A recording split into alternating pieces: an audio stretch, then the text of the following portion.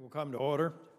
The Senate Armed Services Subcommittee on Personnel meets this afternoon to receive testimony on the personnel program of the Department of Defense. We're fortunate today to have witnesses from the Office of the Undersecretary of Defense for Personnel and Readiness, the Services Assistant Secretaries for Manpower and Reserve Affairs, and the Services Personnel Chiefs to discuss the Department's program. On panel one, we will hear from the Honorable Thomas McCaffery, Assistant Secretary of Defense for Health Affairs, Ms. Virginia Penrod, Acting Assistant Secretary of Defense for Manpower and Reserve Affairs, Mr. Thomas Constable, Acting Assistant Secretary of Defense for Readiness, and Elizabeth Van Winkle, Executive Director of the Office of Force Resiliency. Welcome to you all. I'll introduce the second panel in transition. The topics we will discuss today are vital to the health and effectiveness of our all-volunteer force. As our nation faces a very complex global security environment, DoD's military personnel programs and policies must be agile and adaptable, always capable of responding to uncertain threats we face. And those programs and policies must increasingly appeal to the nation's best and brightest young people, provide greater stability and flexibility to service members in their professional and personal lives, and provide compensation commensurate with the level of responsibility inherent to a military career. I hope the PNR team will discuss the Department's efforts to prevent sexual assault and harassment, reduce service member and family suicides, combat domestic violence and child abuse, and ensure beneficiaries have access to high-quality medical care, either in military hospitals and clinics or in the TRICARE provider network. Finally, I look forward to hearing from the services about their efforts to improve recruitment and retention of military personnel, to improve military personnel and family readiness, to improve military housing, to enhance child care services, and to improve employment opportunities for military spouses.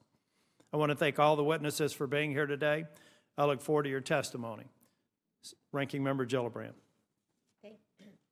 Thank you, Senator Tillis. I want to join with you today in welcoming our witnesses as we begin the subcommittee's review of the Department's Fiscal Year 2001 budget request. The administration's budget submission begins this process, but it's not the end of it, which is good because I find the administration's budget request for military and civilian personnel programs of the Department of Defense to be lacking.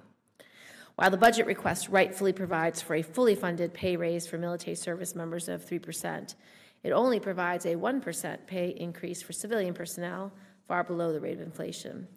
Moreover, the administration's budget once again calls for cuts to federal employee retirement benefits and health care. While this latter issue is not within the subcommittee's jurisdiction to change, it does have a sobering impact on the department's professional civilian workforce, their morale, and the ability of the department to recruit and retain highly qualified, highly talented individuals for federal service. As the National Defense Strategy states, in order to achieve its many missions, the department requires a motivated, diverse, and highly skilled civilian workforce, end of quote. I agree, but the administration's budget request does not support that aim. I'm equally disappointed in the administration's plan to reduce funding for our military children in Department of Defense education activity schools, not by cutting overhead, but by cutting teachers and teachers' aides, 172 of them in the 2021-22 school year. The defense-wide review calls for cutting, quote, lower priority, end of quote, programs like DoD EA to pay for, quote, higher priority, end of quote, items in the National Defense Strategy, even as the department itself diverts funds from NDS priorities to fund such things as the border wall. The administration prioritizes DoD funding for a border wall over the education of military children. Further, I'm deeply concerned about the impact of Secretary Esper's recent changes to the priority placement process for DoD-run child care development centers, which will allow military members to displace civilian employees who already have children in the system even mid-year. While I appreciate that we should give priority to active duty military members, taking child care away from civilian employee mid-year does not seem to strike the right balance of access versus stability. Our solution to the shortage of child care within DoD should be solved without sacrificing the needs and stability of students. We must increase the capacity within the system dramatically in order to really be able to address the issue. On a positive note, Mr. Chairman, I look forward to working with you this year as we examine the recommendations of the National Commission on Military, National, and Public Service, which will release its report in a couple of weeks as we look to ways to celebrate and incentivize service of all types in the nation, including military service. As we have heard all too often in the past, and probably will hear again this year, and here again today, the portion of the nation's youth both eligible and willing to serve continues to far too low, resulting in military service competing against each other for the same small pool of qualified applicants and competing against the rest of the government for talented civilian employees. I hope to hear today from our witnesses how we can better incentivize service to the nation in all forms and increase the pool of qualified applicants for military service. Thank you, Mr. Chairman. Thank you, Senator Gillibrand. Secretary McCaffery, I think you have an opening statement, and then we'll move to questions. I do. Thank you. Chairman Tillis, Ranking Member Gillibrand, thank you for the opportunity to appear before you today. It is our distinct privilege to represent the total force, men and women, military and civilian, who serve our nation in the armed forces in the Department of Defense. We are grateful for Congress's strong support for the fiscal year 2020 National Defense Authorization and Defense Appropriation Acts. This important legislation supports vital investments in our military's readiness and modernization, enabled the creation of the Space Force, and provided our service members with the largest pay increase in a decade.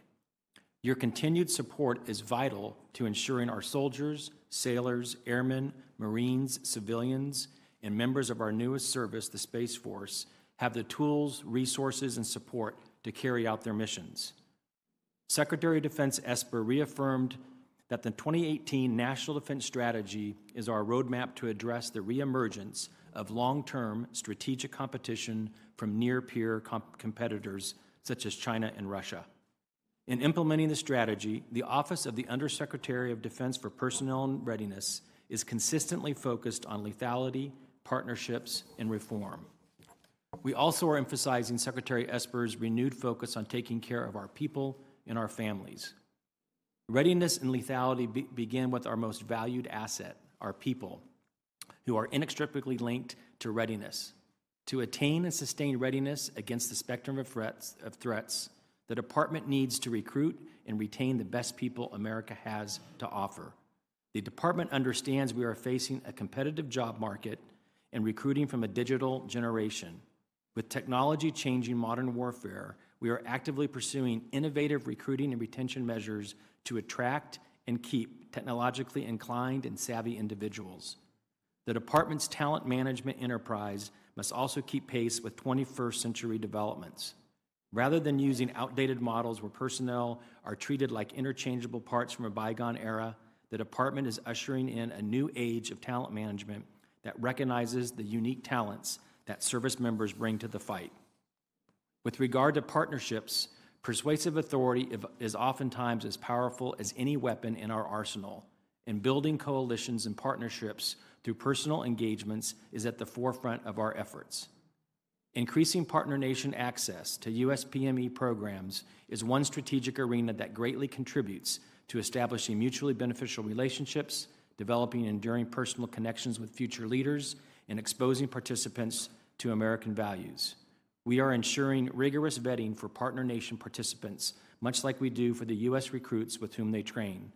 Expanding participation for our PME programs ensures we are capturing the best military minds in the U.S. and around the world.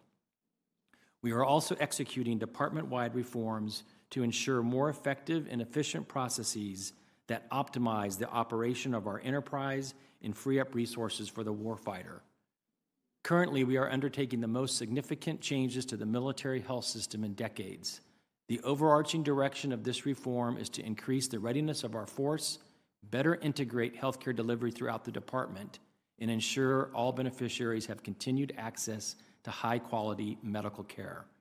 The reform includes consolidation of the administration and management of our military hospitals and clinics under the Defense Health Agency, the continued implementation and standardization of enterprise-wide activities in support of global medical actions, and the restructuring of the Department's medical personnel and strength. We understand that there are a lot of moving parts with this transformation. However, one guiding principle that is foundational is ensuring all beneficiaries continue to have access to high-quality health care while reforms are being implemented. The Department is also fully committed to strengthening and promoting the resiliency and readiness of the total force. Among our top priorities are to stop the crime of sexual assault and prevent suicides, which are devastating tragedies. We are committed to increasing awareness and prevention of domestic violence and ensuring prompt reporting and response for child abuse and neglect. The Department also understands that issues such as military spouse employment and access to quality child care are quality of life issues that allow our service members to remain mission-focused and incentivizes retention during their military careers. Thank you again for the opportunity to appear before this committee. With continued collaboration with and support from Congress, we will do all we can to ensure our people have the resources, the education and training, and the full range of support needed to accomplish their missions. My colleagues and I look forward to responding to your questions. Thank you, Mr. McCaffery, and thank you all for being willing to be here today. Mr. McCaffery, I have a question. The President's FY21 budget request included a little over $33 million in savings from beginning the implementation of right-sizing military hospitals and clinics. I believe this decision came out of the defense-wide review that you've mentioned. The question I have, as somebody who spent most of my career doing right-sizing in the private sector, you got to go through and do an analysis. The question is, after you capture the data, figure out how to right-size and smart-size, then you go through and try to identify the sources of the savings. So can you give me a little sense of how the department went about identifying what are the key sources of savings for that serve as a basis for the $33 million savings? Sure. So as you indicated, this was part of a directive coming out of the NDA 2017, as well as the defense-wide review. In essence, the review that was directed was to look at all of our military hospitals and clinics to ensure that they were matched with their readiness requirement. What I mean by that is our hospitals and clinics are there to exist for two primary missions. To ensure that it's a training platform to train our providers so that they are skilled in those efforts that they are required to do their job downrange, and it's also to ensure our service members have quick and easy access to health care so that they too are ready to do their jobs downrange. So we looked at all of our U.S.-based facilities. From that initial look, we did a deep dive on about 77. And the key thing in terms of making any proposed changes to better match the services that are provided in those MTFs to that readiness requirement is the ability for that civilian healthcare community around that MTF, their ability to receive additional caseload. Our commitment in any of these changes is, while we do these reforms, including this MTF right-sizing, that we will continue to commit to providing access to our beneficiaries. And we've made it very clear in our submission to Congress that as we implement these changes, if that access is not there, we will rethink our approach. With regard to the savings that are in the budget, roughly $36 million for the end of fiscal year 21, that is based on looking at the roughly 48 facilities that we proposed some level of reduced services being provided. We believe there are, in those areas with the most robust civilian healthcare market in place that can take on additional caseload, those would be the first facilities that would actually see this implementation, and that is our projection of what we could see by the end of fiscal year 21. Those numbers will be updated as we continue this process over the next 2 to 3 years. Thank you. I understand as a part of the methodology, you engaged an outside firm to assess some of the private provider market, and I'm sure that you've tiered it in terms of risk, low to high risk, and I think that we've had a couple of facilities in North Carolina designated. I'm more interested in the nationwide impact, and maybe our offices can get together and talk specifically about the ones where you're moving forward because you think the risk is low, the provider networks are there. So thank you for that. I just want to be able to provide assurance to those who potentially be affected that we've done the homework and that we can help realize the savings where it makes sense and the risk is low. One area that I've opined a little bit about in various armed services hearings is military housing. This is an area that I've focused a lot of attention on because we had absolutely unacceptable conditions down at Camp Lejeune, over at Fort Bragg, and to a lesser extent, some of the other bases in North Carolina. So I guess one thing that I really want to get ahead of, I do these town hall meetings, and sometimes they're surprised, sometimes I give them a few weeks, and all the time the providers do a wonderful job of draining the queue before I get there. But I still hear these stories of people that are, at least over the past year, have been in settings that were unhealthy. And so I'm trying to get an idea of the guidance that's come out of DOD to let these housing providers know, if you tell somebody to shut a door and maybe tape it shut because it's unsafe to go in there, that's probably a house that should not be lived in with adults or children. So have the providers gotten the message that if I go down to Fort Bragg or Camp Lejeune again and I hear another story like that, or a dehumidifier that's about the size of a dishwasher that's in a hallway, literally capturing so much moisture that they're piping it into the tub because the retainer tub fills up too quickly, can I be reasonably assured that the DOD has let them know that's unacceptable?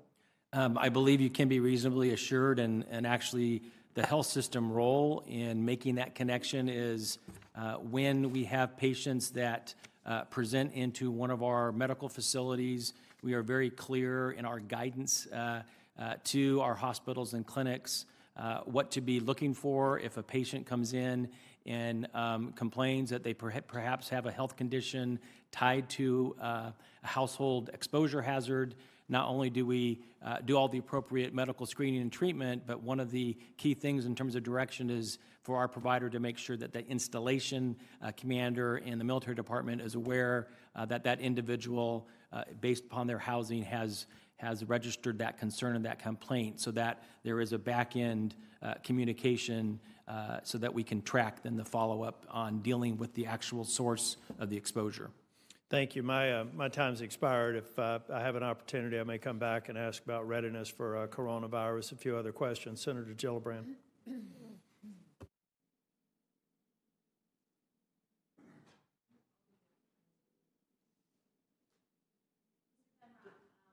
The purpose of the department's defense-wide review was to find savings in programs deemed lower priority or not supportive of the goals of the national defense strategy. As I mentioned in my opening statement, one program identified as low priority source is the Department of Defense education activity, and specifically the number of teachers employed. According to the defense-wide review, the department plans to reduce 172 teachers and aides for school year 2021 and 2022, yielding savings of $18.6 million. This funding will be realigned to higher priorities. Would you characterize the education of our military children a lower priority? Senator Gillibrand, absolutely not. Education of our children is absolutely a higher priority, and I can tell you in meeting with Secretary Esper himself, he will tell you that it is one of his top priorities, supporting our families. When we were asked to look at our programs to possibly reduce our programs for modernization and readiness, we were asked to look at where could we possibly tighten our belts but not harm our programs. What we did is looked at our teacher to student ratio and staff ratio and found that we could add about 2.2 students per class and still be under what the public schools offer. We do not think we will have degraded classrooms, and we think we still will provide a high-quality education for our dependents. Well, I don't know that increasing pupil to teacher ratio increases performance in classrooms, and I think all educational experts agree that having smaller class size is beneficial for kids. I know that the DDEA schools, we've got 16 in North Carolina. We've got 2 in New York. So are we then asking service members who are deployed to smaller bases and remote locations to sacrifice the quality of their children's education with these cuts? No, ma'am. I do not believe we are sacrificing the education with these cuts. In many cases, we looked at schools where we had classrooms with 10 students in them, and as you looked across our programs, we felt we could increase the student-to-teacher ratio size and still provide a quality education. Okay, last year, this is for both Ms. Penrod and Mr. Constable. Last year, when President Trump raided the DoD budget to fund border wall construction, there were hundreds of millions of dollars in the DoD budget, school construction budget, that were diverted. In fact, 15% of the total amount was diverted from military schools. Many of these schools are half a century old, and some were slated to be replaced altogether. Can you discuss the importance of quality schools for military children and the impact that has had on retention and readiness? Yes, ma'am. First, I believe when we looked at our schools of what we could move to the right as far as construction, there were schools that were not ready to begin construction. So as we program construction, we look at those programs that we can actually start in that fiscal year or calendar year. We are improving our schools. We're building new schools. We still believe we have the highest quality of education in the country in our DoD schools, as witnessed by reaching the best in the country on the report card for 4th grade and 8th grade math and science. Mr. Constable. Thank you, Senator. In the course of the decision to reprogram, the Secretary turned to the Chairman, who did a full assessment of force readiness, and looking at the accounts that would be used to transfer, determined that the transfer would not have immediate or foreseeable impacts to defense readiness. In 2018, the Air Force Academy adopted a policy of not punishing cadets for minor infractions such as drinking or fraternization if the discovery resulted from reporting a sexual assault. This year's Academy report showed a 73% increase in reports of sexual assault at the Air Force Academy, while reporting was flat for the previous 2 years. While there was an increase at both West Point and the Naval Academy, they were negligible when compared to the Air Force Academy. I introduced language in the Fiscal Year 20 NDAA to expand this policy to the entire DoD, and we have identical in the House. Yet this language was removed in conference in favor of a report. The Academy's reports show that while we're waiting for implementation reports, dozens of assaults have been unreported. Ms. Penrod, would you agree such a dramatic increase shows that there was a large number of not only cadet but service members who were not reporting sexual assault for fear of the impact it will have on their career? Senator Gillibrand, I will defer that question to Dr. Van Winkle. Yeah, so I think that the safe to report policy is a good one because it addresses collateral misconduct, and your support of it has been beneficial in that space. As with everything in my portfolio, there are some legal nuances to it. So specifically why we do hear from some victims that protection will give them the confidence and the assurance to come forward and report, which we need considering the vast majority of our sexual assault survivors do not report. We also know there's some victims who say that they would like to face the discipline for any infraction so that the defense can't use that as a reason for why they are coming forward with a report. So that's the legal nuance there. Overall, I think the safe to report policy is a good one and appreciate your support to it. We just want to make sure we get the language right to support both sides. We might be able to do that in the next NDAA too. Okay. Thank you. Thanks. Ms. Penrod, and one thing I'd be interested in, we've been tracking closely any of the military construction money that was affected by the executive order in North Carolina. In one case, it was a school that I think had been determined that they weren't, a project for a school that they determined they weren't moving forward with.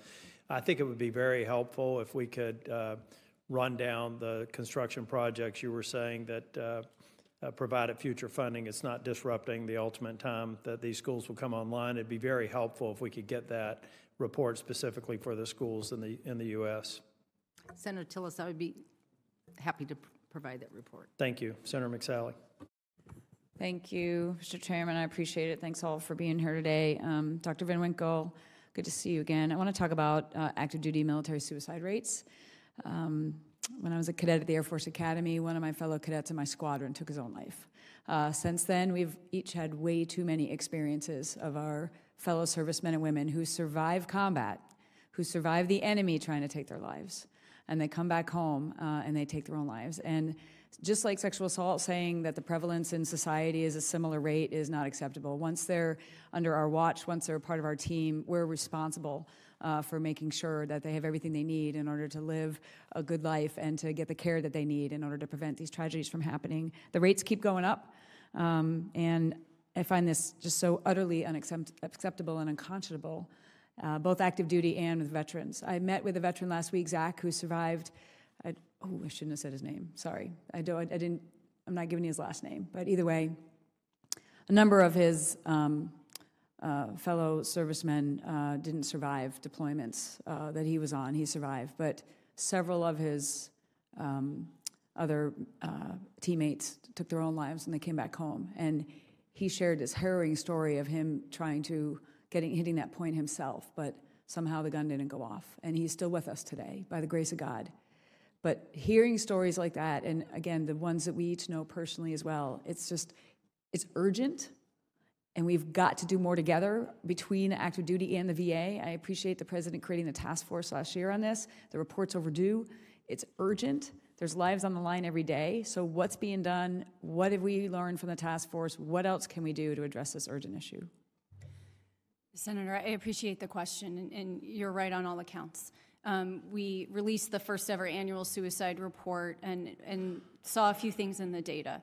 We saw the increased risk in our 17 to 24-year-olds and our youngest military members. We also saw a concerning trend within the National Guard that we're also supporting. In order to get after this, they were doing a number of things. Within the department for military members, there's a few things we have to address that we're going after. The first is making sure that we are giving our youngest service members the skills, the basic fundamental skills in terms of problem solving, managing crises, emotional regulation. We also need to make sure that we start to remove barriers to getting help, to receiving care. That's extremely complicated, and I would say across my portfolio, I don't necessarily need anybody to go to one of our official resources to get help. There are a number of other resources they can go to that are confidential, including chaplains. So we're really working with our youngest folks to understand what resources are out there for them, understanding that as humans, we all face crises and tragedies, and that we can get through it and get through it stronger. The Prevents Task Force that you mentioned is obviously it's co-led by the VA and the White House, but we are an integral part of that. I can't speak to when the report will be released, but I can say that once it's released, that's not the end. And I work very closely with Dr. Van Dalen on enduring efforts to take this on in the nation writ large. Great, thank you. I want to follow up also on sexual assault, working together with you last year and the task force that was created.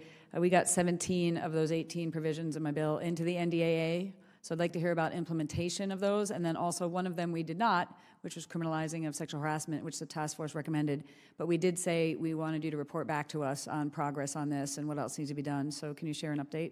Absolutely, and I want to start by thanking you for your initiative and your partnership on that task force. I've been a part of a lot of efforts in the DoD on this, and this was one of the more rewarding efforts that I've been a part of. As you know, we had 22 recommendations. They all were approved into policy, so we're now working on the implementation. The sexual harassment one, we are on track to deliver that report to you. In the meantime, we have submitted language for an executive order so we could get this moving. That's currently with the Federal Register for public comment. Okay. We're expecting that back in April, and I'd be happy to come back out and speak to you about the status of the recommendations that we have. Okay, great. Let's do that. Thank you. Kneel back. Thank you, Senator McSally. If we can go back, I think Senator Gillibrand's also interested in this with the spread of the coronavirus. I spoke with General Rocco before we got started here, talking about how they're standing up and making people aware down at Parris Island. But what is the DoD doing across the globe to ensure best measures are taken to avoid it and provide treatment where it's treatment testing where it's necessary?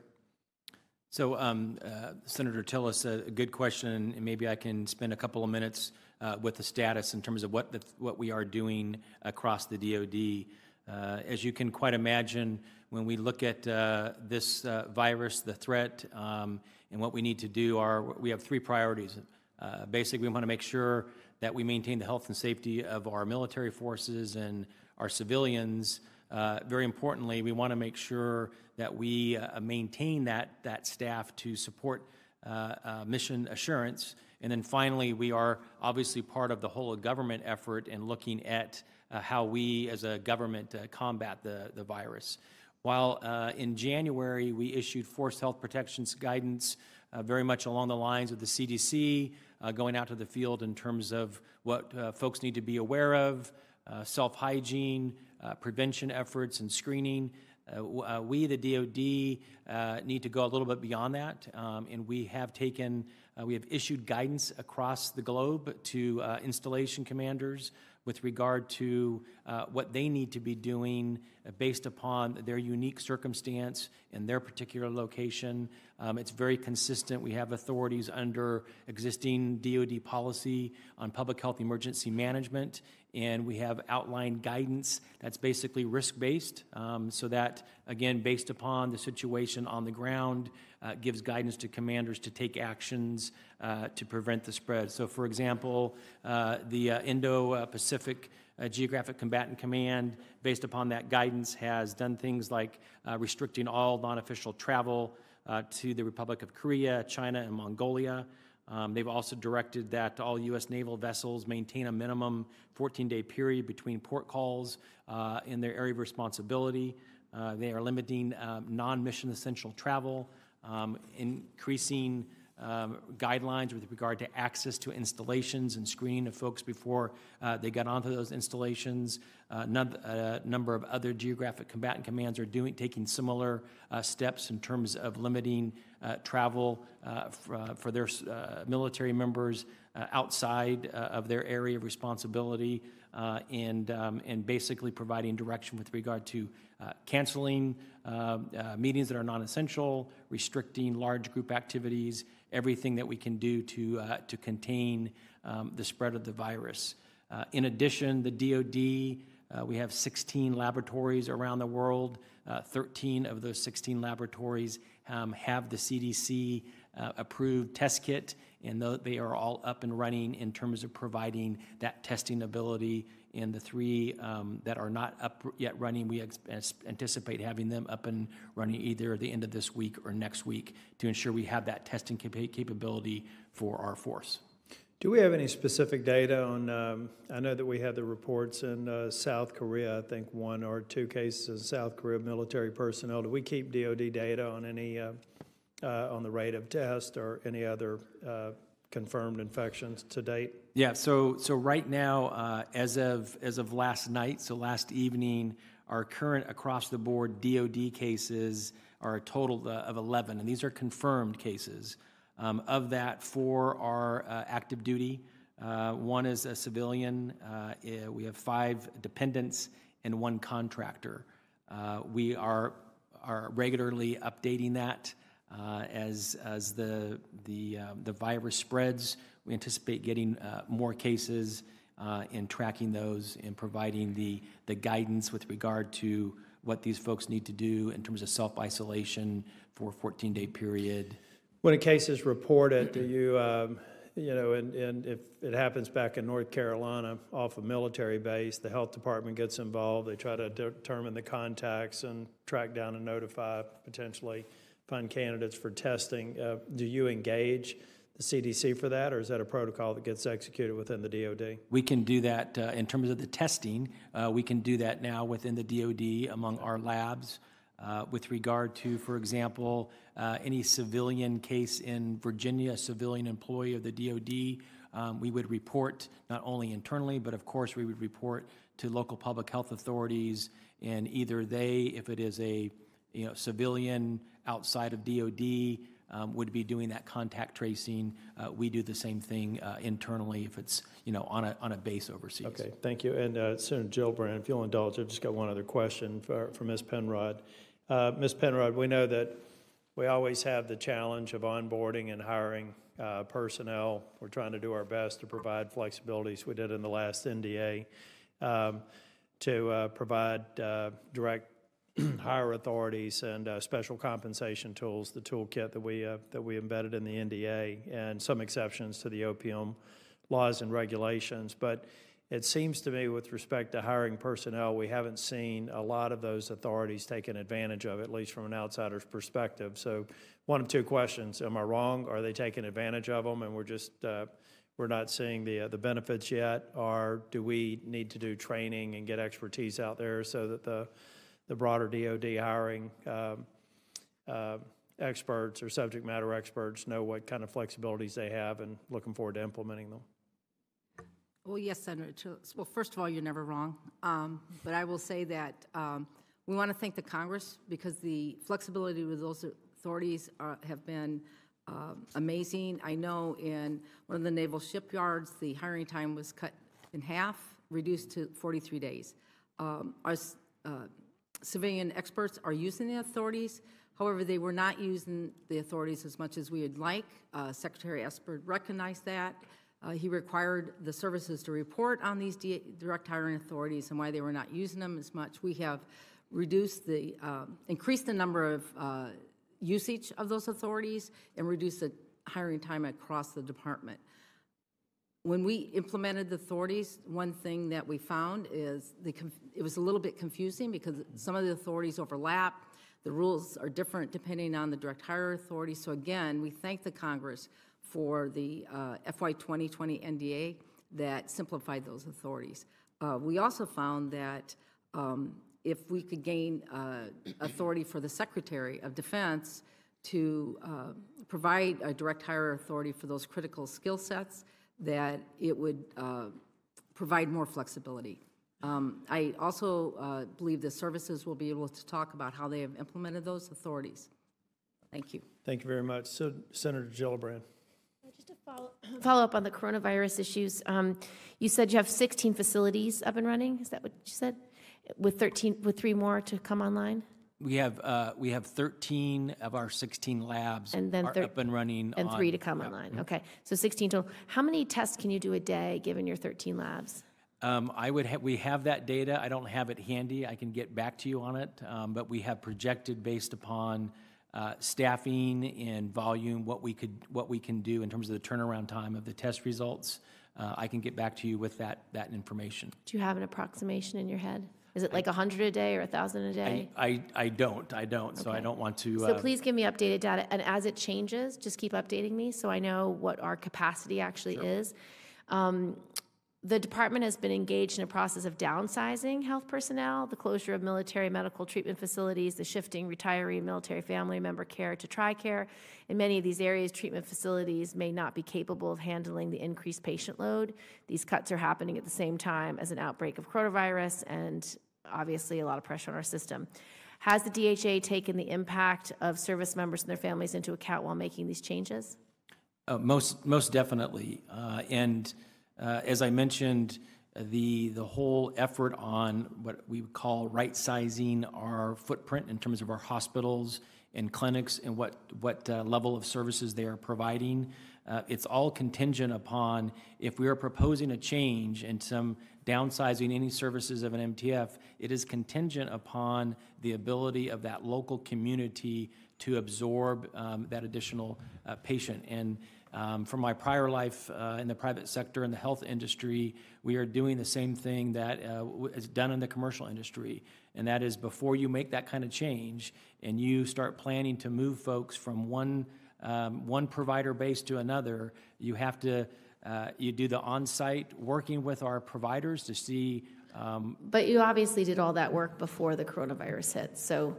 Have you done any subsequent work to see, are we going to have enough beds? Are we going to have enough ventilators? Do we have enough capacity? Yeah, so you were correct. The work that went into the right sizing proposal was done in advance of the coronavirus. So it is a point in time. But what we've said is it is conditions based. Okay, and so you part can of that will ramp up if you need to. Part of that will be if in the future our assumptions that went into our proposals have changed, then we will need to change what we proposed. So keep looking, please. Correct.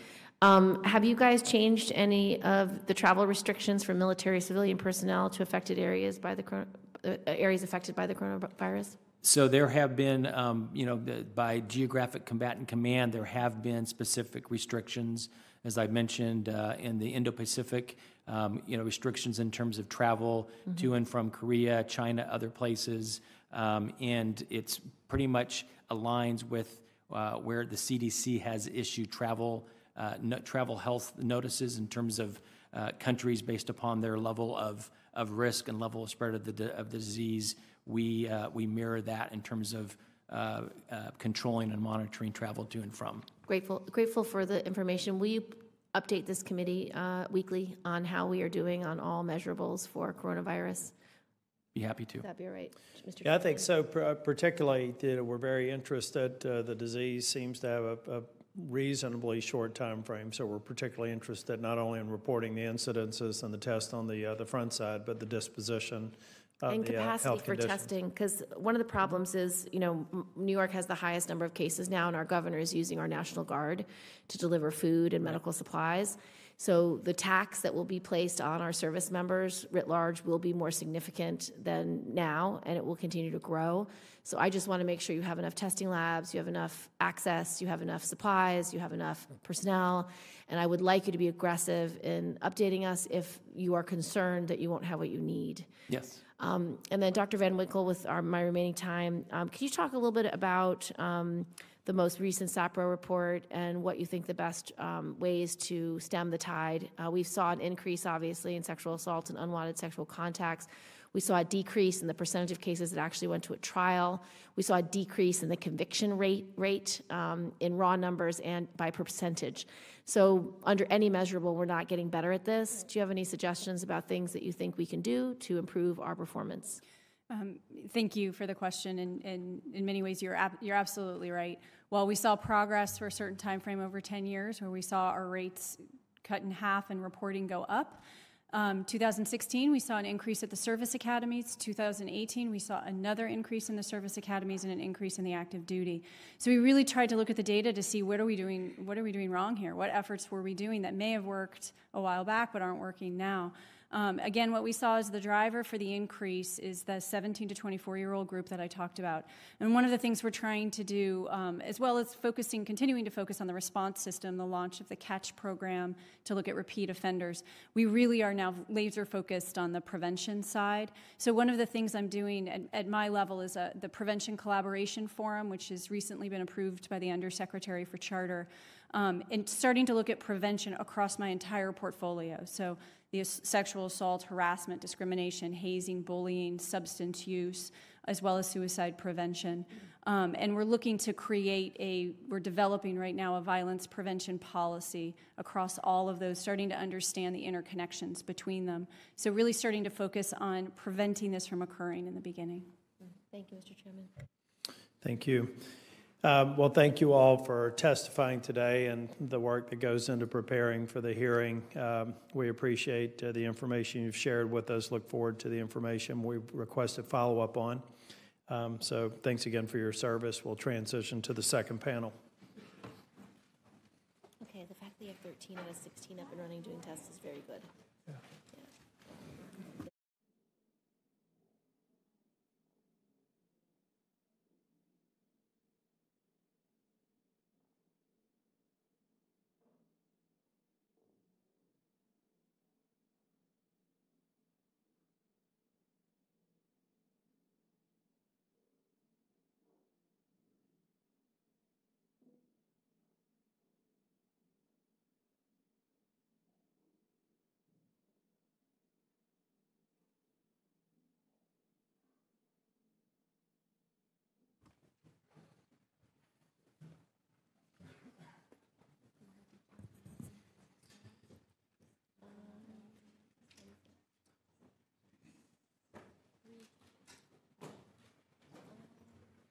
I want to thank the witnesses on the second panel for being here today. I understand some of you may have changed some travel plans to be present, and I appreciate that.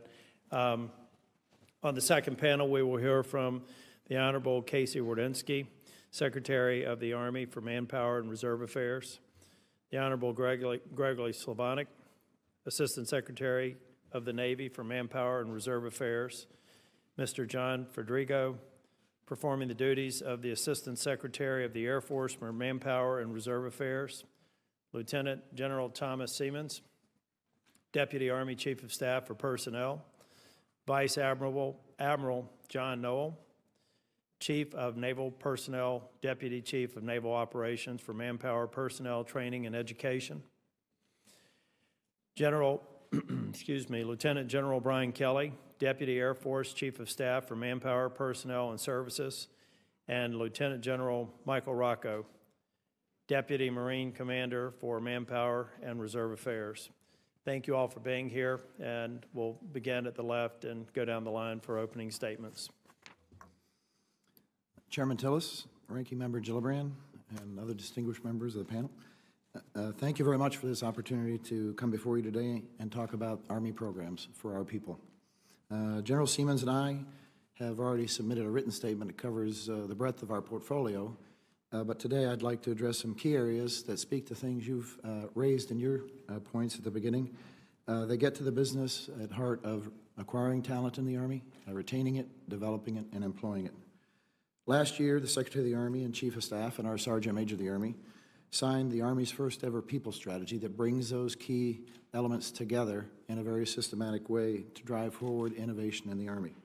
With this strategy, we see that acquiring talent, which gets to your point, Senator, about recruiting, as being the foundation of our efforts. We do not do lateral entry in any large manner. Therefore, the way we begin is very much going to shape the way we go. If we have to, we need to bring in a very strong starting group of folks. At the foundation of this is our new marketing effort in Chicago. There we established the Army Marketing Enterprise Office in a short distance away from our new team at DDB, which is our marketing firm. This group has already launched a very engaging new campaign, What's Your Warrior, that's designed to show the breadth and depth of opportunities in the Army, as well as the benefits afforded to our members. Many of those, of course, flow from the efforts of this panel or this committee. Taking note of your guidance in Section 512 of the 2020 NDA, which pertains to junior ROTC, we're reimagining our efforts there. This includes bringing online computer science and cybersecurity instruction, we believe from the level of AP to honors to general education, for delivery in 2022 at selected schools as a pilot program. Our effort here is designed to capture the imagination of young adults and redress the issue of what many believe is only 30% of young adults are eligible and could enter the military. We need to begin educating them much earlier about the opportunities afforded in the military, the benefits of service, and the challenges of service, so that as they form their set of life course alternatives, military service can be in there early enough to shape their behaviors throughout high school, so by the time they graduate, they can avail themselves of those opportunities. This past fall, we implemented a talent-based market for assignments. This is the foundation of our employee talent component of our strategy. This innovation is most likely the most significant modernization of our personnel system since the beginning of the all-volunteer force. It relies on the Integrated Personnel Pay System Army, IPSA, as its foundation technology. This system is now, by the end of this month, fully implemented across all 54 Guard and Reserve elements in the 54 states and territories. By 2022, it will be online throughout the Reserve and Active component. With that, we'll finally be able to see the talent across our formations in the Active, Guard, and Reserve and bring them to bear both through assignment, through temporary duty, and virtual connection to those who have a need for their services. Of course, Army recruiters play a unique role in this process. We are therefore innovating in that area as well. We are going to begin a process of talent management assessments for our new sergeants to identify those NCOs who have a gift for both inspiring young adults to serve and for identifying a good fit among those young adults to make sure when they enter the service, they have the grit and capacity to dominate the challenges of soldiering. The quality of life for our soldiers and family, of course, is a key enabler of all of this. Thanks to authorities you provided in the 2018 NDA, we continue to improve our quality of life programs across our installations. These include enhancements to spouse employment, and particularly in the area of licensure, child care, so that our parents have the ability to work, dependent education, as well as improvements for family support and readiness. All of these efforts are the work we now undertake in our people space. We share your passion for our people, and our people remain our greatest resource. Chairman Tillis, Ranking Member Gillibrand, distinguished members of the committee, General Siemens and I thank you for your generous and unwavering support for our talented Army soldiers, civilians, and families. Thank you. Mr. Slavonic, welcome back. Thank you, sir. Chairman Tillis, Ranking Member Gillibrand, distinguished members of the subcommittee, it is my privilege and honor to be here today and share the table with Vice Admiral Now, Lieutenant General Rocco, as well as senior leaders from our sister services, all here representing our nation's finest. I always appreciate any opportunity to talk about what I believe to be our most significant and critical assets to the advancement of our mission. Our sailors, Marines, both active reserve, their families, and civilian men and women who together are globally engaged in a full spectrum of operations while being prepared to win against the future threats they deploy. We are an integrated team collectively demonstrating talent and dedication second to none. We are always vigilant, collectively shouldering responsibilities in achieving the national defense strategy. The Navy and Marine Corps team has risen to meet challenges of our competitors, a team that is bonded together by almost 250 years of tradition and deep-seated sense of duty to our nation. Today we face an unprecedented, intense threat of our way of life, coupled with complex systems, advancing technologies. Our nation needs a strong, well-trained, well-equipped Navy and Marine Corps to address the diverse and array of challenges and threats they face every day. We must leverage our talent to retain our competitive edge and our technological dominance. The changing strategic landscape demands we manage our talent, military and civilian, ensuring we are good stewards of the taxpayers' dollars. Our naval force is in the midst of a sweeping transformation, replacing decades' worth of unchanged processes and outdated technology with a modern personnel talent management delivery system from recruitment to retirement, improving the quality of service to sailors, Marines, and their families. Sailor 2025 modernization complements the programs of our ships, submarines, and aircraft. We must improve work-life balance, including health and wellness, while creating an environment built on trust, transparency, inclusion, connectedness among our sailors, Marines, and their families. The rising threat environment, coupled with low unemployment, presents incredible challenges in our ability to recruit and retain high-performing, highly skilled talent in both the Navy and the Marine Corps. The services have achieved tremendous success meeting all enlisted and officer recruiting goals. We will continue leveraging special pays and bonuses to ensure adequate numbers of qualified personnel are available in hard-to-fill specialties. Both services have areas of challenges in recruiting, in retaining critical talent, and incentive pays are vital to our success and viability in retaining an innovative skilled force.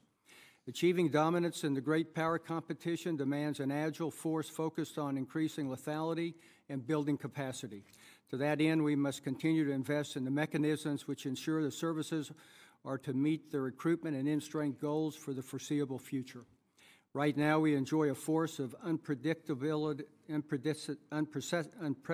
quality. The finest and most advanced sailors and Marines, civilian employees, include world-renowned scientists and patent holders. If we are to maintain a credible and modern forward-leaning global presence, we must leverage all the capabilities our nation affords to secure excellence in our human capital talent. To ensure our future success, we need to plan and develop and manage better our human assets. Taking care of our people as they take care of our nation is paramount to any and all mission success. I enlisted in the Navy in 1971, followed by 2 deployments to sea. I earned a commission as a reserve officer. Then, after a 54-year naval career, including several recalls to active duty, I recognized the magnitude and responsibility of raising your right hand to take the oath to serve your country. Preserving these freedoms and safeguarding our nation, I understand the stresses and challenges placed on our service members and their families every day. I understand the importance of a spouse who supports a service member who has a responsibility to care for the family when he or she is deployed. In my humble opinion, being a spouse of a service member is one of the most undervalued and difficult jobs there is. The high-tempo, high-stress environment appears to be the new normal for the Department of the Navy.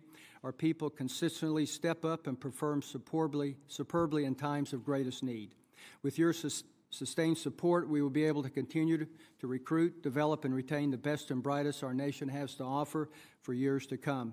These men and women will preserve peace, ensure our national security of our nation, which our nation deserves. I take this opportunity to be here today, and I stand ready to take any questions. Thank you.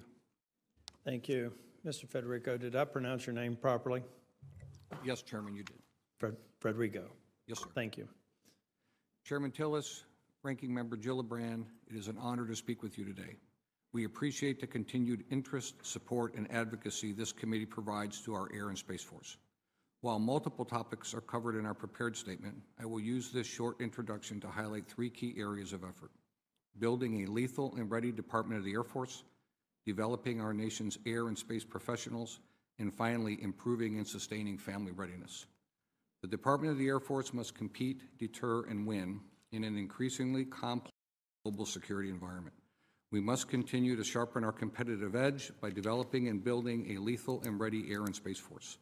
At its core, building the force we need is about people. Our air and space professionals, both military and civilian, and their families remain our most important asset. To this end, I cannot overemphasize how important stable and predictable budgets are to morale and readiness. They give us the ability to build combat-capable forces ready to compete, deter, and if deterrence fails, defeat adversaries set on disrupting our way of life. Investments in end strength and properly resourcing the Space Force will pay dividends to our nation's security well into the future. In this era of near-peer competition, rapidly evolving technology, and an increasingly complex operational environment, we realize our talent management systems must evolve to be more agile, responsive, and effective at empowering and driving performance. These attributes are the bedrock for increasing lethality and developing exceptional leaders. They are also the filters we use to evaluate the effectiveness of new reforms or initiatives. The Department of the Air Force has taken significant steps to transform our talent management systems to ensure we can attract, recruit, develop, evaluate, and retain the air and space professionals needed to support our future force requirements. We recognize the talent marketplace is more competitive than ever. New congressional authorities have augmented existing tools, providing increased flexibility and efficiency in managing both our military and civilian workforce. We ask for your continued advocacy by providing the statutory framework and resources necessary to field a ready and resilient military and civilian workforce. In addition to our military and civilian force, our families are critical to ensuring we remain the world's greatest air and space force. We are focused on family readiness and resilience to ensure our personnel can focus on the mission, knowing their family members are supported with a robust network of people and capabilities dedicated to their well-being.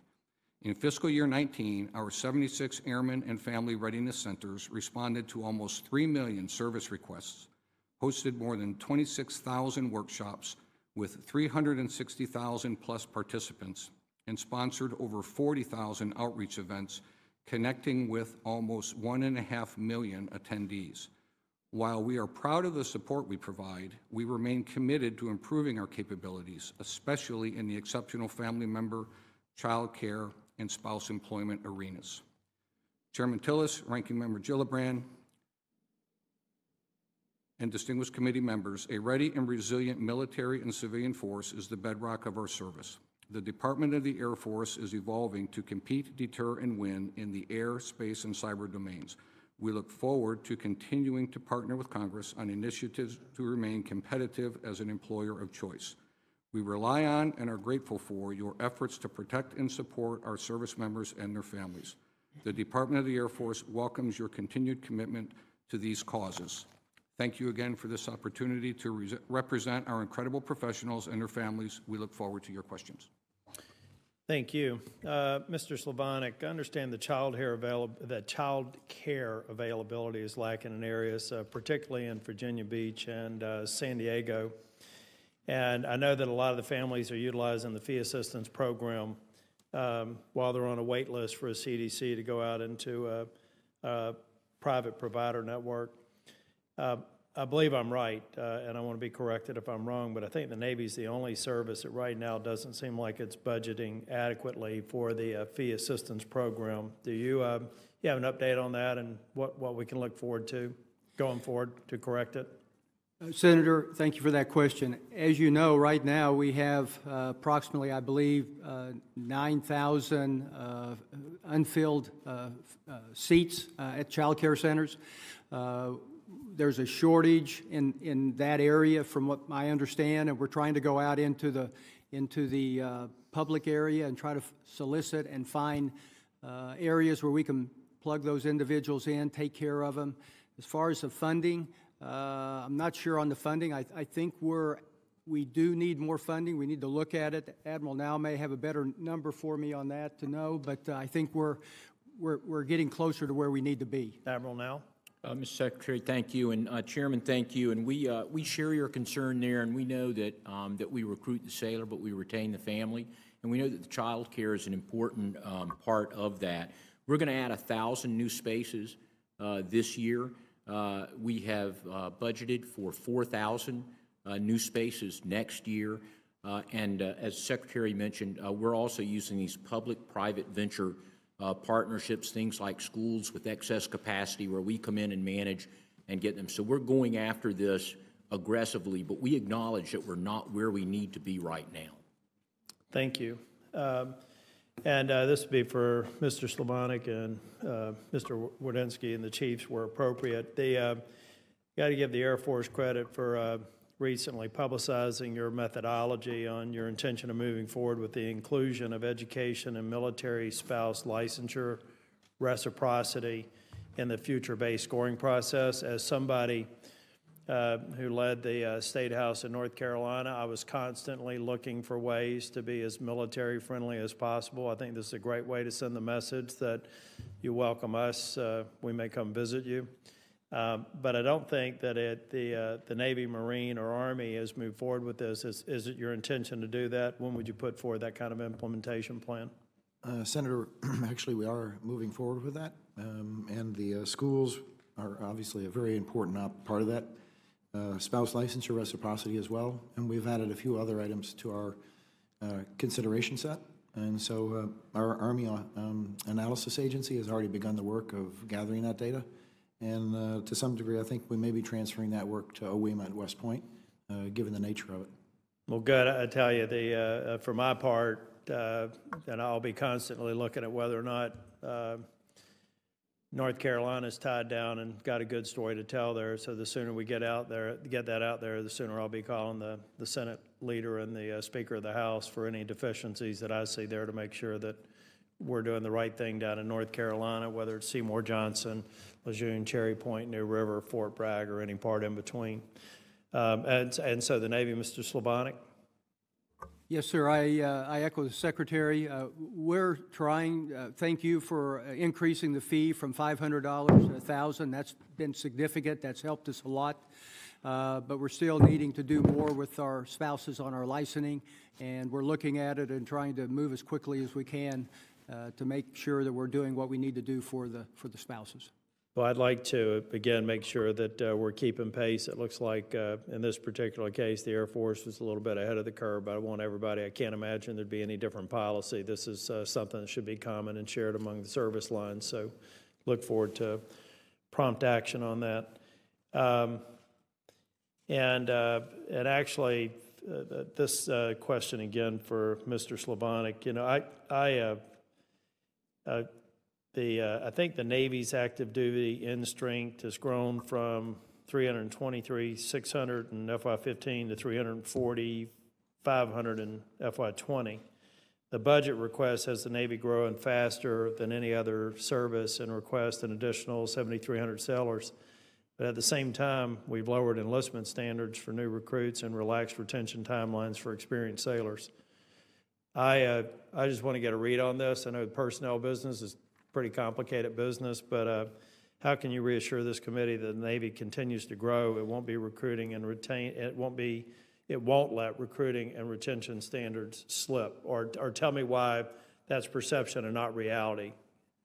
So, Senator, as you know, we have a commitment to build a 355-plus ship Navy, and to get there, we must keep our attrition, our recruitment up to the level it needs to be to reach those goals.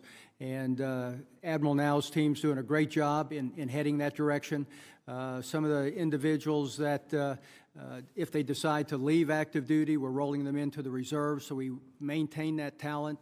But we hope that we'll be able to keep that growth. I think this year we're going to grow 4,600, if I'm not mistaken. I think our recruiting goal is 4,800. And so, Admiral, do you... So, Admiral, now are we lowering the bar? Or... Sir, Mr. Chairman, thank you for that, and I assure you we are not lowering the bar, nor are we lowering the bar for retention. I will tell you, and the Secretary touched on it, Sailor 2025, as we look at managing talent differently, as we look at modernizing, as we look at delivering that customer service, going to mobile apps, going to more options, flexibility. You hear us talk about a detailing marketplace. That's giving us the highest retention that we've ever seen. We're at about 77% across all zones. That's how we're doing that growth. We are not sacrificing our standards while we do that, sir. I think that's very important. I'm glad to hear that. Sir. Yeah. And General Rocco, Senator Gillibrand, if you wouldn't mind, I just have one other question on personnel. The Commandant's planning guidance says the current manpower system throws talent away at the point it is most productive and highly trained. How is the Marine Corps planning to revise its personnel policies to achieve the Commandant's manpower objectives? Chairman, thank you for that question. So in conjunction with the Commandant's planning guidance, we've implemented a few different manpower approaches. This is all under the umbrella of force design, which is underway right now. And some of the things we have looked at is, and we just instituted on the last promotion board, was merit reorder. That's something that the other services have done in the past. We haven't done that. And it's basically, to put it into the normal vernacular, it's below zone promotions. It's something similar to that. So what we do is we look at the promotion grades for majors, lieutenant colonels, and colonels, and we break out those high performers and put them at the top of the list. Something that has not been done in the past for the Marine Corps, something that is new. We just did it. We're now looking at the analysis of these promotion boards to see if we want to expand it or just how effective it has been. The other thing we have done is we have given re-enlistment incentives to the commanding generals out in the operation on the Fleet Marine Force. So in the past, all the re-enlistments would have to come to Manpower. Now what we've given them is a percentage that they can take their high-performing Marines and they can actually re-enlist them. Not only can they re-enlist them, but they can re-enlist them early, which again is, for us, is we've never done that in the past. So that's just a few things that we've done. We've also recognized the fact, to get out of the specific in the Commandant's planning guidance, it's industrial age. We want to move to information age. We have to modernize our manpower systems. The other services have a talent management marketplace. We don't have that. We don't have that ability. We don't have the computer power and network to do that. We're developing that to try to come to something that's more to a LinkedIn type approach to how we do manpower. So those are just some of the initiatives to line up with the Commandant's planning guidance. Thank you. Senator Gillibrand. Thank you, Mr. Chairman. For Mr. Wardynski and General Siemens, the Army Combat Fitness Test is set to replace the current Army Physical Fitness Test beginning in October. Although I applaud the Army's focus on a more lethal force, I'm concerned at the impact this test may have on recruiting and retention in the force, especially among specialty occupations such as doctors and mental health professionals. The ACFT also seems to disproportionately affect women, especially those who have recently given birth. My office has heard concerns from officers and soldiers from all over the force about this. Are you worried about the impact that the ACFT will have on the Army's ability to recruit and retain professionals in STEM careers? And are you worried about losing service members to the Air Force and Marines who have made significant adjustments to their physical standards to address similar concerns? And what impact will the ACFT have on integrating women into combat arms? Senator, thank you very much for the question. The six-event ACFT, Army Combat Fitness Test, is in a diagnostic stage right now where we're gathering information. So it's pre-decisional, no decisions have been made in terms of what the standards are across the board. This year in FY20, the entire Army will take 2 PT tests to establish a baseline across the board. It is a much more challenging physical fitness test. Lines up better with lethality, as you stated. Things like the dead lift is more akin to picking up a stretcher and carrying across the battlefield, et cetera. We are concerned or aware that you could have a disproportionate impact on a gender or an age, because it is age neutral as well. And so that's why we want to gather the data. There's no decisions what to have to do with the current 3-event PT test, how to phase in the 6-event PT test, what are the rewards and consequences, because promotions and separations are based off it. It is a challenging test, but if you don't mind, Senator, my Sergeant Major sitting behind me. Last year, he had major back surgery. About 4 months ago, we took the new PT test together, and he did about a dozen of the leg tucks, which is the most challenging piece of it. So what we want to do is bring the test on board, allow people the opportunity to take the test, reduce the angst across the force, establish a baseline that measures fitness, as well as rewards those who go above and beyond. Right, but you're setting yourself up for failure, because I'll give you a couple fact patterns. Imagine that you have an Army physician who's been serving for 15 years, has 2 children, fully operating and clinical schedule, and is otherwise stellar, in excellent physical condition, but can't perform the leg tuck. You're going to lose all that training and all that seniority. She hasn't been asked to do it for 15 years. She's being asked to do it now. Second example, a woman who has to give a C-section, you slice every stomach muscle you have when you have a C-section. So the leg tucks can be really hard within 6 months of a C-section, because those muscles take at least 3 months to heal, and then it's going to take you months to recover the ability to do those physical exercises. So I think there's going to be a disproportionate harm on certain talented service members that you need in STEM fields that have been serving for a long time and haven't been forced to do this. And you need for their missions and for what they actually have been trained to do. And you may have a disproportionate impact on women. We've heard anecdotally that in your tests, among the women who've taken it in the last view, something like 84% failure rate among women. So I'd like to see the results of the fiscal 19 field testing if you have them available. But you don't want to lose people that you've been training and serving for years who are combat ready and who do a great job. So I just would be mindful about what you're creating and some unintended consequences, which means you'll lose service members. The other thing I'm a little worried about is Fort Drum.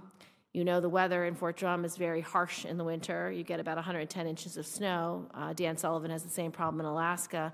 Are you concerned or preparing to update and improve their fitness facilities? Because they can't train outside during the winter.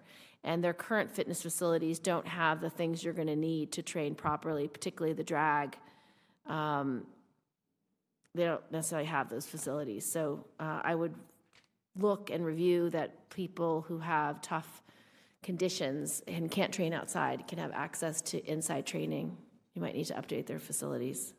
Yes, ma'am. I think our approach is nested exactly in what you're saying. We're being slow, we're being deliberate, we're gathering the data before we make any decisions, and acknowledge the weather conditions in places like Fort Drum or Alaska that we need to account for. Yeah, because we've heard, again, anecdotally, that some of our service members are spending upward $2,000 to create their own gyms so they can be ready for the test. I mean, that's absurd. Providing a really state-of-the-art gym for our service members shouldn't be that hard. So that's just a red flag for you. As you review, I'd like you to give a letter to the committee giving us an assurance that you're not going to leave the female force behind and you're not going to leave members who've been serving for over a decade, particularly in STEM fields. Yes, ma'am, will do. Thank you. I'm the father of a daughter of a captain who calls me on a regular basis and asks what's going on with the ACFT, so yeah, it's personal for me as well. Yeah, thank you. I appreciate it. Thank you, Mr. Chairman. Thank you. Our senior committee staff here, Al, was telling me he was working out recently. Maybe if we have time at the end of the hearing, we'll see how many leg tucks he can do. Yeah, I want to see how many I can do. I want to see if I can pass your test. I've got another question. Look, I know that a lot of times we ask you all to focus on priorities that are very important, but oftentimes we fail to provide the resources for those priorities. So I get that you're trying to move things around and work within whatever authorities you have to do that. And so take this next question in that context. Mr. Slavonic and General Rocco, in Fiscal Year 2020, the NDA authorized Marine Corps end strengths of 186,200. It looks like you're going to miss the authorized end strength by about 1,600 Marines. The Senate would say you're missing that because it frees up about $150 million to be used for other items that may have not been directly authorized. But I'm not necessarily cynical when it comes to the folks wearing stars on their shoulders. So I'd like to, number one, understand, was it just a miss?